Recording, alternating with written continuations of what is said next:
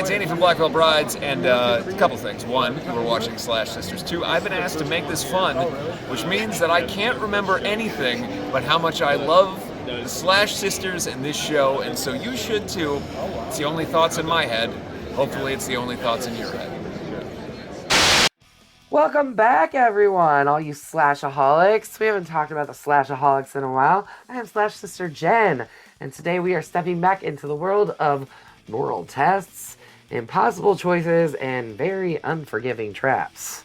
And I am Slash Sister Hallie. We are reviewing Saw 6 from 2005, directed by Kevin Grutter. 2009. 2000. You don't even know how to read. It's correct there. You just know how to read. Yeah, no. 2009, directed by Kevin Grutter and starring Tobin Bell, Costas Mandylor, and Betsy Russell. Costas and Tobin. All right. Sound like a couple of like high school students or something. Tobin, Costas. Anyways, this installment leans hard into the social commentary, especially considering some of the recent things with good old Mr. Mangione and going after the insurance companies. Not that we're commenting on that. Anyways, this goes hard into the social commentary while still delivering the intense traps this franchise is very well known for. It's brutal, it's bleak, and it asks some very uncomfortable questions, which is kind of the whole point, isn't it? I mean, it's supposed to, right? Now, before we get locked into another one of Jigsaw's games, check out our Etsy store at Etsy. You always make me do this. I don't. You're always making me say the slashes over and over again. Yeah. I'm blaming Amy. Yep. I blame the camera woman. Before we get locked into another one of Jigsaw's games, check out our Etsy store at etsy.com/shop/sisters. You will find paintings, shirts, patches, things to pin and sew on your battle jacket, like this lovely hoodie that Hallie's wearing. It's very comfortable. Yeah, I've got a couple of hoodies. They're very warm and soft, and don't mind me. Patches to pin anywhere you like. And make sure you slash that subscribe button, stab the like button, and ringling that grave bell so you don't miss any of our reviews and everything else that we got coming up. Yes, and we've got lots coming up. All right, time to see who learns the lesson this time. I don't think anybody does. Do they? Let us slice and dice into Saw 6. Yes, ma'am. So, predatory lenders Eddie and Simone, that's who we start off with. They are... So, Simone won a contest in 2008. to be in a Saw movie? Yeah, well, it was VH1's Screen Queens contest. Oh, okay. Okay. And she won, and part of the prize package for winning that season was to have a role in Saw 6. Sweet. So there you go, Simone.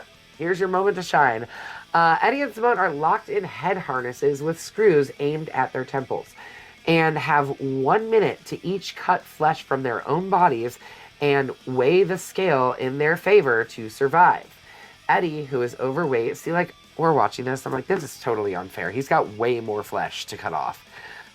Slices several chunks of fat from his stomach, but is killed after Simone chops off her own arm and tips the scale right before the timer expires. you gotta work smarter, not harder. Yep. Man, she started with that knife, and I was like, girl, that ain't gonna work. Use the fucking cleaver. It's right there. The game is observed by Detective Mark Hoffman, who has just escaped from the trap that killed FBI agent Peter Strom. He then uses Strom's severed hand, which we don't know this yet, but he uses his severed hand to plant his fingerprints at the scene. The police and FBI agent Dan Erickson investigate alongside FBI agent Lindsay Perez. That's right. She's not dead, y'all. Lindsay Perez is back. They lied to Hoffman because they didn't know who they could trust. But now they think they can trust Hoffman because they think Strom was the guy. That's going to bite them in the ass. Whose survival was concealed by Erickson for her protection and, like we said, to see who was actually... Because they knew somebody was working on the inside, police, FBI, or whatever, helping Jigsaw do all these things, so... There you They go. got it with Strom, and now we can trust Hoffman. But we can't. So, during Eddie's autopsy, Dr. Hefner reveals that the blade used to cut the puzzle piece from his remains is the same blade used years earlier on Seth Baxter, the one that Hoffman killed. Because Seth Baxter killed Hoffman's sister. Uh-huh. Perez and Erickson reopened the investigation and analyzed the videotape found at the scene. Hoffman arrives at Jill Tuck's clinic and demands 5 envelopes containing photographs of the following game's test subjects, from the box left to her and John Kramer's last request. Unbeknownst to him, there were other items in that box. Yeah, like a 6th envelope. But we find that out really fast, that she didn't give him the last envelope. I mean, like, they show the 6th envelope over and over again. Mm-hmm. After Hoffman abducts them, I'm sorry, I'm reading the wrong line. Yeah, you are. I'm just way too far ahead. The game involves health insurance executive William Easton and his associates, whose company's dubious business policy turned down their clients' coverage for medical treatment, one of them being John Kramer's. Oh, yeah. Mm-hmm. After Hoffman abducts them into the abandoned zoo, William and his janitor, Hank, are suspended in chains with large metal devices that will crush their bodies each time they breathe in their oxygen masks. I'll be honest. Again, this one was totally unfair because that man was bigger. He had more room that had to be unfair. I'll be honest, the first time I watched this, I tried to hold my breath as long as I could to see if I would actually be able to outlive the insurance agent or whatever. Yeah. The I Vice. probably wouldn't be able to. I smoked too much. Well, at the time, I smoked too. Oh, okay. So, yeah, there you go. The Vice kills Hank, and William proceeds to his other 3 tasks. By the way, he has like straps on his arms and his ankles That have bombs in them. yes, They're gonna but blow there's up. keys that can unlock Which, them. yeah, after each successful test, he gets a key to unlock next bracelet or whatever. Right. So yeah, Yep. So the second test is at an aquarium, which forces William to save his middle-aged secretary Addie over his file clerk Alan. They're both like on this little platform. Yes, Hallie. Hallie's got something to say. Jigsaw always makes it to where people can actually survive their traps. Right. There was no way that both people were walking away from that first trap with the vice grips around their bodies. No. And that was planned by Jigsaw, John Kramer, not Hoffman. That was planned. Oh yeah, because they show them getting it all ready. Unless Hoffman modified it. Okay. Just like this next test. Right. Now, both of them could have survived. And they were fairly innocent. Those two. But what I'm saying is both of them could have survived had William not grabbed the pulleys. He would have lost an arm. He would have survived. They would have survived. But instead, he chose to sacrifice one of them. Okay.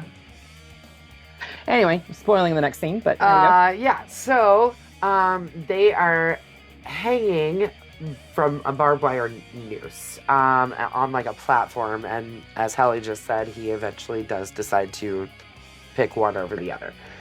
At the boiler room, William releases his lawyer, Debbie, who attacks him to retrieve a key inside his body and unlock a spear gun attached to her harness.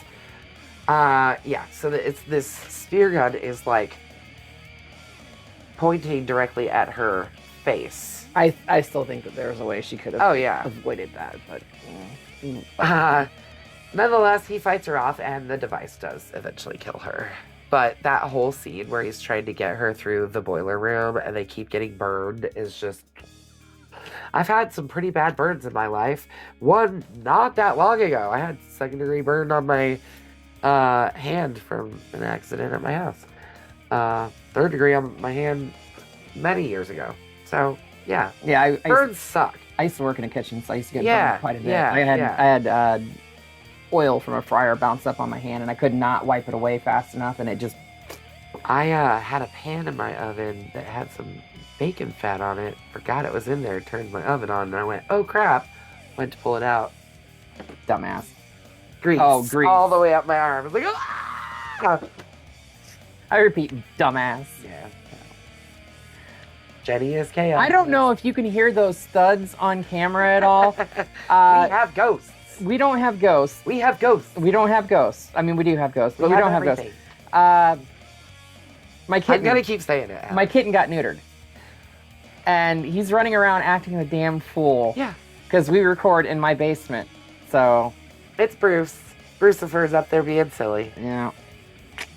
William's final You guys test. have met him. We showed him. I to was you. hoping he was going to be more docile so I could bring him on camera, but he's Apparently not. Oh God, no! He's more rambunctious today, and he slept all day yesterday, and like today he's just, I don't know if it's just because he was cooped up in a cage all day, but yeah, he's releasing some pent up anger or something. I don't know. Anyway, William's final test involves his 6 subordinates that he calls the pit. Yeah. or The Viper Pit. something like that.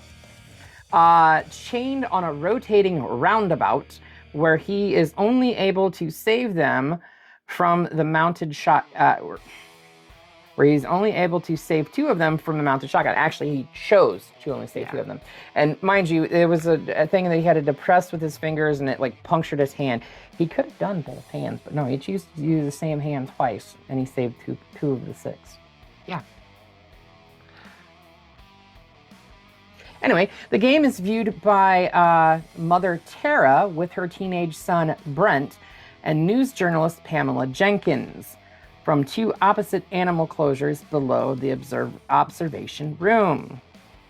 Yep. And they know they're being watched. They see that shit. During the game, Hoffman is called away by Erickson to the audio lab after obtaining a videotape. Erickson, now aware of Strom's demise, confronts Hoffman after discovering the abnormalities found in Strom's fingerprints at the time of his death. Basically, they were able to determine that the fingerprints were from post-mortem human as opposed to alive human. And they were able to figure out that the voice on the most recent Jigsaw tapes are not the same as the original voice on the Jigsaw tapes. Well, specifically, they're analyzing the first tape from Seth Baxter case and then comparing it with like this new one. When Hoffman's voice is unscrambled from the tape, he proceeds to kill Erickson, Perez, and the technician. Hoffman returns rather quickly too. He dispatches them rather quickly. Pours gasoline all over them, sets them ablaze, plants Strom's fingerprints there too, because that's going to work.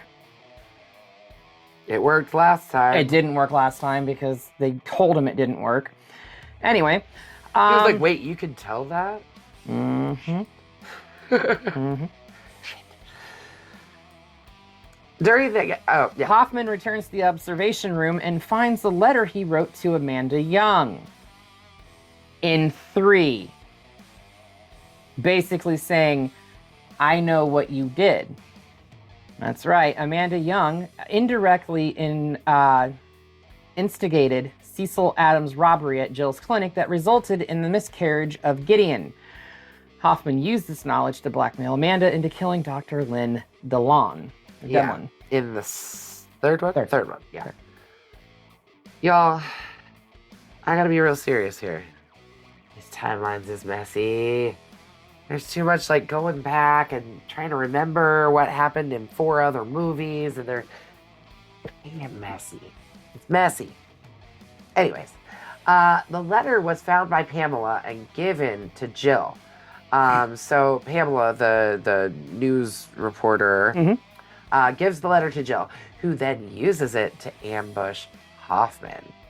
Jill, who had the remaining contents from her box, including a 6th envelope, as we mentioned earlier. Yeah, because Hoffman was under the impression this entire time that he did not need to be tested. There was flashbacks throughout this that was Amanda and John and Hoffman setting up, I believe it was the drunk driver that killed Jeff's son Yes. from 3. Yes. They were when he setting got him up in that, smashed or and whatever. Amanda was asking him, when's your test coming? He's like, I don't need a fucking test, because I didn't take my life for granted. The 6th envelope includes, or contains Hoffman's photo. She restrains him and locks a modified reverse bear trap to his head, posthumously fulfilling John's will to test Hoffman after his death. William reaches the end of his path and enters the cages, where he reunites with,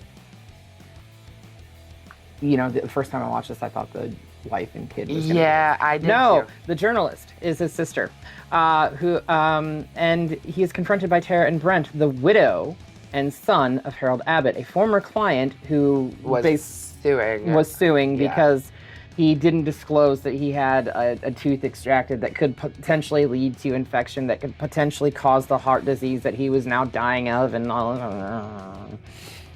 But yeah. Ridiculous. Mm-hmm. John's videotape informs Tara to decide William's fate. Tara is the widow of the guy who sued Harold. He is the widow of Harold. By using a lever in her cell connecting two tanks of hydrochloric acid from each cage. As William and Pamela, I do like this final death actually. As William and Pamela try to persuade the family, an enraged Brent pulls the lever, releasing a platform of needles that kills William by injecting acid into his body. I believe that he pulls the lever and says, "This is for my dad, you motherfucker." Yeah. Carter, you dick. that was kind of the tone. Yeah, for sure. Yeah. For sure. After Jill leaves, Hoffman breaks his wrist to free himself and gets out of the trap just as it activates, ripping open his cheek in the process. And we cut to black. And then we get a Marvel moment. Yes, the post-credit scene. Yeah. Yeah. Initially, it was supposed to have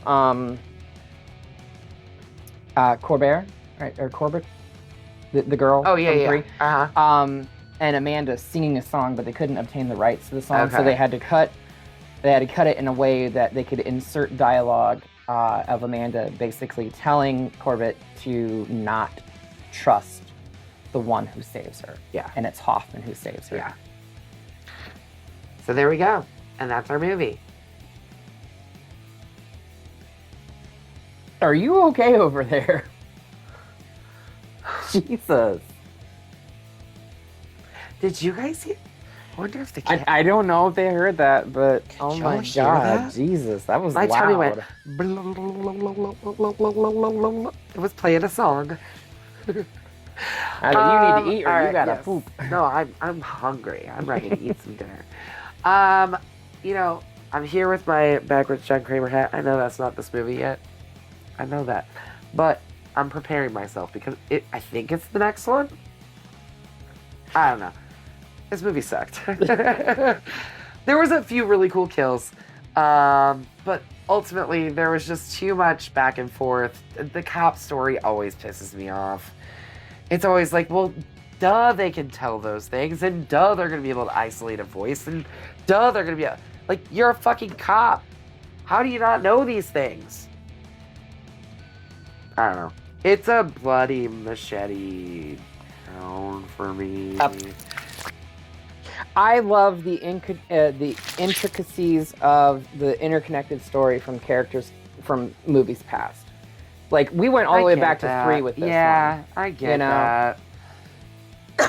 And honestly, we got Shawnee Smith coming in and recording new stuff for the first time since 3 because she's been dead since 3. So, Bear. Still just, I hate Hoffman. I hate his oh no, I face. absolutely hate Hoffman. I don't really like Jill very much. I think she's kind of a shitty character. I mean, I understand her motivations, but like... I don't understand why she decided to go through with the games after John was dead and everything was found out about him. I don't get that. I don't understand that. I'm like, why are you being so shitty? Like, move on with your life. Yeah. Some people can't. True. But that is what we think about this one. Get it the fuck out of here. What are we gonna do next, Sally? Because I really have no clue. We're gonna do a vampire flick. We're gonna go with something a little bit newer, you guys. Newer for us. I mean, for this channel, it's new. We're always covering old stuff here. So why not get a newer movie going? And I have not seen this one. So I have not seen it. And it's a vampire movie that I haven't seen. And y'all know I love the vampires. So Can't help it. It's got Dan Stevens, Kevin Durand, Melissa Barrera, Catherine Newton. Yep. Giancarlo Esposito. Yep. It's got a fucking It's got a hell of a cast. It's got a stacked cast. And we are going to be talking about Dracula's daughter, Abigail, in the next one. So make sure you watch this movie this week and then come back next week, next Friday, every Friday, you guys. Unless it's like a holiday, because we did release Valentine's Day on Valentine's Day. My Bloody Valentine on Valentine's Day, yeah. We try to tie those in. Yeah, we try to.